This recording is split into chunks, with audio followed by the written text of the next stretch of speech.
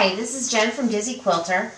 Today we are going to be working on squaring up our blocks and putting them up on the design wall. I changed out my pretty backdrop for my design wall. It's pretty easy to make. I use this foil covered insulation board that I get from Home Depot. I don't know, is it like $10 a panel for a 4x8 panel? And I use some spray adhesive and polar fleece that I buy cheaply at Joann's when it's on sale. It's a wide width, so it covers the whole thing. And I use spray adhesive on the front. I do it outside to get it to stick nicely, and then I wrap it around the back, and I use some duct tape or packing tape, whatever I have laying around.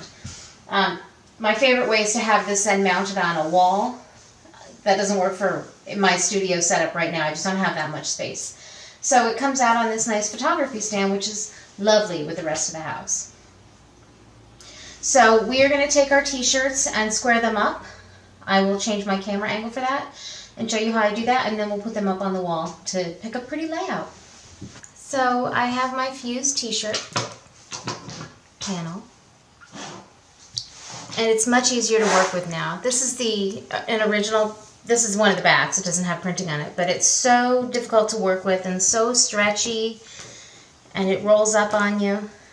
It's hard to work with. After it's been fused, it's really, there's not as much stretch. It behaves nicely. It's much more like quilter's cotton, much easier to work with. So I'm going to square this off on an 18.5 inches, which is a ½ inch inside of my washi tape. I don't bother moving it around all the time. Sometimes it's just too much of a hassle to try to get it off if I'm in a hurry.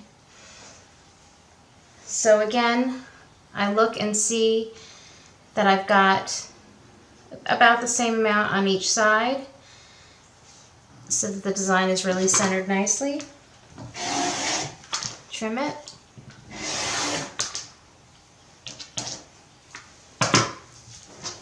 And this time I don't mind turning the fabric, so I don't go use my other ruler to get a straight line.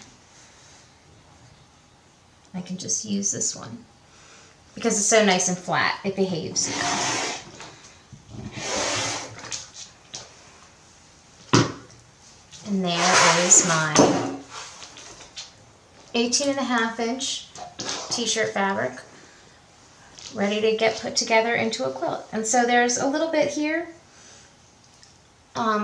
You can't see it. I can feel it. There's a little bit of this, the seam allowance, or the part of the sleeve, the serging, and it's in the seam allowance. It's not a big deal, but this one's so close that I can really tug it out.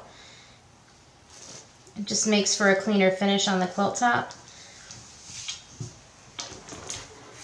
And I'll line this back up and just snip it off, and I'll probably, I'll press that under the iron for a few seconds just to fuse it back down on the corner, although it's not necessary. It's a small spot.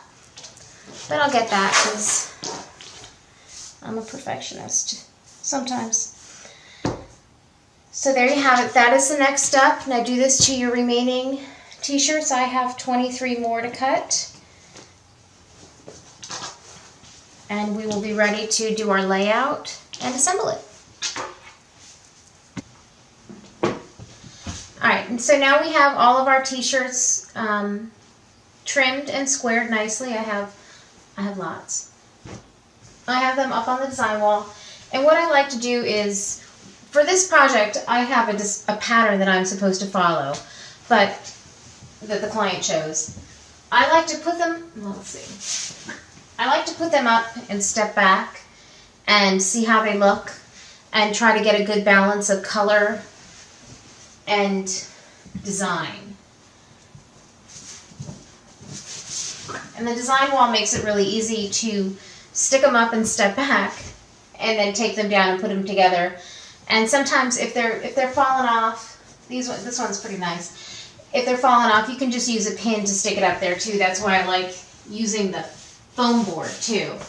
It gives me a little bit more to work with. So this is all you do. You just stick them up, step back. Right, as soon as I say that they're not falling off, they're sticking nicely, they start to fall off.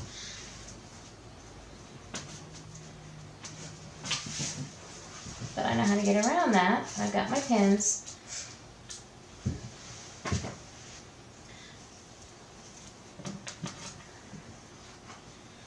Now, so the other reason to have a design wall is that without it, my dogs get excited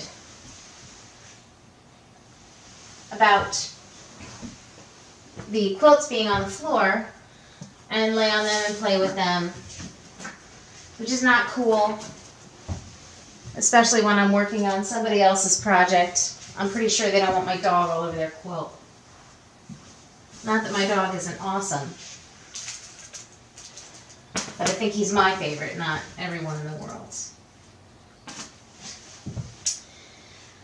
Oh, so I'm just trying to make sure that I've got my pattern lined up the way I'm supposed to. Basically, this is all you do. You just keep filling it in. Not hard or overly complicated.